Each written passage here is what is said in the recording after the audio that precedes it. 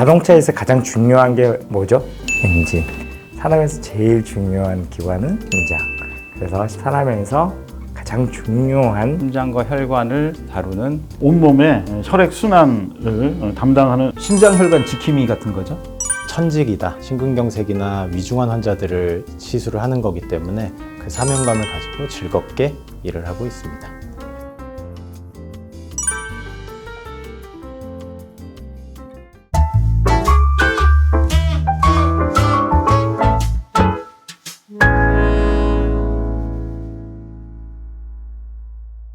인제의대 일산백병원 심장혈관센터에서 순환기내과 의사로 일하고 있는 이성윤입니다.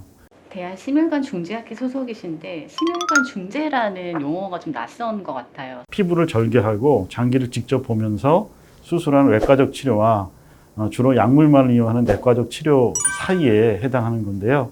주로 혈관이 막혔을 때 혈관이 정상 혈관이 이렇게 매끄럽게 깨끗해야 되는데 동맥경화가 생겨서 점점 혈관의 내경이 좁아지는 경우에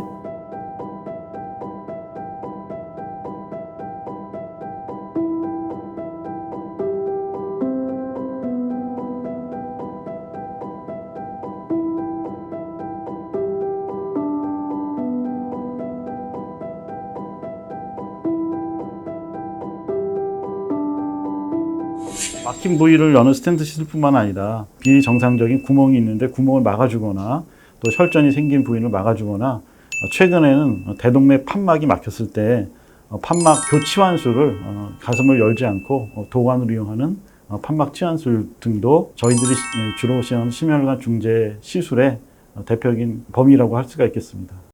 학회에서는 구체적으로 어떤 활동들을 하시는지도 설명 부탁드립니다. 우리 심혈관 중재학회에 그 범국가적인 데이터를 모으게 되고 중재시술 인증이들의 인증이 자격을 심사함으로써 저희가 시술하는 시술의 기술을 일정적으로 유지하는 기준을 마련하고 있고요. 중재시술 매뉴얼이라 그래서 진료 지침들을 계속적으로 발간함으로써 환자에게 적절한 시술이 되는 것을 감시하기도 하고요. 그리고 질 향상을 도모하기도 합니다. 중재시술 인증이라는 게 따로 있나요?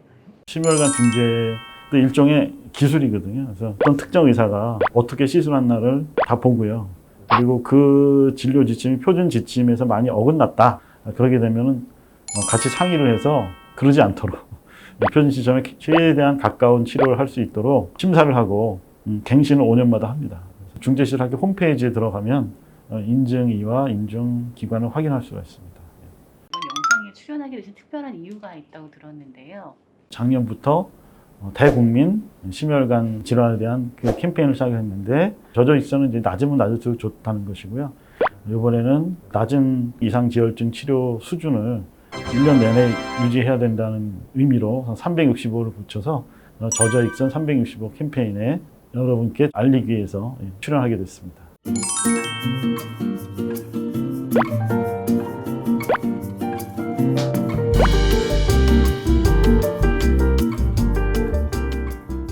질병이 이미 걸리신 환자와 질병이 걸리지 않으신 위험인자가 갖고 있는 건강한 환자분들을 대상으로 어떻게 하면 최적으로 관리를 할 수 있는지에 대한 일종의 교육을 위해서 기획하게 되었습니다. 더 설명해 주시겠습니까? 심혈관 질환의 대표적인 위험인자는 흔히들 아시는 고혈압, 이상지혈증, 당뇨병이 있는데 세 가지 병 다 증상이 없습니다. 증상이 없고 의심하지 않으면 진단이 어려운 병이고 매년 10월에 통계청 홈페이지에 들어가면 전해에 전 인구의 사망 원인이 게재가 되고 있는데 부동의 1등은 모든 암종을 합한 것이 되었고 2위가 심혈관 질환이 되겠고요. 즉 암종의 데이터는 모든 암종을 다 합한 거지만 심혈관 질환, 뇌혈관 질환, 고혈압 질환 합하면 거기에 못지않을 정도로 인구의 사망 원인의 상당 부분을 차지하는 원인입니다. 즉 증상이 없고 사망 원인의 대부분을 차지하지만 의심하지 않으면 진단할 수가 없고 만약에 의심을 해서 진단을 하게 돼서 관리를 잘하면 획기적인 위험을 줄일 수 있는 것이 심혈관 질환의 특징이라고 할 수가 있습니다. 심혈관 질환 환자들의 경우에 재발된 심혈관 중재학회에서 이제 스텐트 시술을 하게 되는데 우리 스텐트 시술을 한 것이 불과 몇 년이 되지 않습니다. 한 20년 정도 되는데 초기에 나온 스텐트는 재질도 안 좋고 기술이 없었기 때문에 스텐트 시술하게 되면 1년 내에 다시 막히는 재발률이 10% 이상 정도 됐습니다. 근데 요즘에 나오는 스텐트들은 여러 기술 개발로서 재발률이 많이 떨어졌지만 심혈관 질환 자체가 재발률이 높습니다. 관상동맥 질환 중에 대표적인 급성 관상동맥 증후군의 경우에 5분의 1 정도가 1년 내에 재발을 하게 되는 상당히 높은 재발률을 가지고 있고, 특히 급성 심근경색증은 더 높은 재발률이 있습니다. 그리고 재발률이 발생하게 되면 첫 번 생겼을 때보다 두 번째, 세 번째 생겼을 때 위험도가 훨씬 증가하게 돼서 사망률이 상당히 높습니다. 심혈관 질환 재발 환자들의 공통점이 있을까요? 대부분 시술을 받으면 환자가 느끼던 극심한 흉통이 없어지게 되거든요. 그러니까 안 오는 경우 1번 있고요. 그리고 두 번째는 오지만 잘 안 오시는 경우, 즉 예약을 해놓고 한 달 후에 오거나 2달 후에 갑자기 나타나시는 분들이 있고요. 비슷한 같은 경우인데 오시지만 약이 많이 남았어요. 예를 들어서 3개월치 약을 갖고 가셨는데 한 달치가 남았다거나 그런 환자들이 있고요. 또 물어보는 경우가 있습니다. 그래서 지금 증상 하나도 없는데 약을 안 먹으면 어떨까요? 그러신 분들이 상당히 있는데, 그걸 이제 환자의 수능도라고 하는데요. 환자가 의사가 처방한 약물을 얼마나 잘 먹느냐를 이제 수능도라고 쉽게 얘기를 하는데, 수능도가 낮은 경우는 심근경색증, 사망, 뇌졸중 이러한 심혈관계 위중한 사건들이 많이 생기게 되는 것이 의학계의 아주 정설입니다. 모든 관상동맥 질환은 적절한 시술을 받았을 때 재발하지 않도록 하는 관리나 약물 치료가 상당히 중요합니다. 그래서 이번에 저저이서 캠페인을 진행하시는 건가요? 예.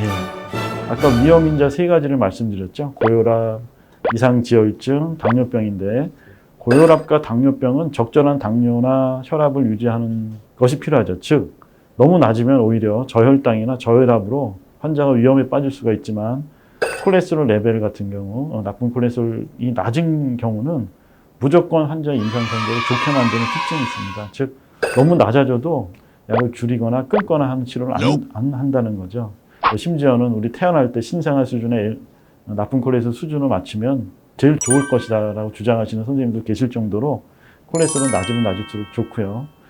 또 이 낮은 콜레스테롤 수준이 약물 치료로 도달하고 나서 약을 끊게 되면 불행하게도 이전의 치료 전 수준으로 그대로 올라가는 경우가 대부분이시거든요. 그래서 그러한 약물 치료를 지속적으로 유지하는 것에 대한 중요성, 그리고 증상이 하나도 없더라도 건강한 환자분들도 수치가 높은 경우에 치료를 받게 전 국민들에게 알리기 위해서 캠페인 기획을 하게 되었습니다. 앞으로 어떤 주제들이 다뤄질지 궁금한데요. 질병이 없으신 분들이나 또 위험인자만 갖고 계신 분도 계시고, 심혈관 질환을 이미 앓으시고 시술까지 받으신 분도 계실 텐데요.